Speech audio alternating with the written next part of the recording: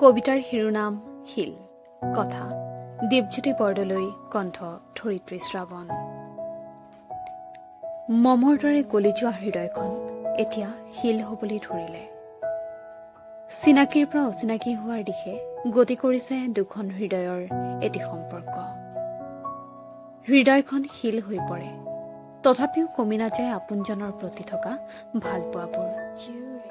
শিলে হেনো কথা কয়, শিলে হেনো চকু লুটুকে। সেই শিলেৰেই বুকুত বহি কবিতা লিখি সপোন ৰচি এদিন ময়ো সেই শিলৰ প্ৰেমত পৰিছিলোঁ।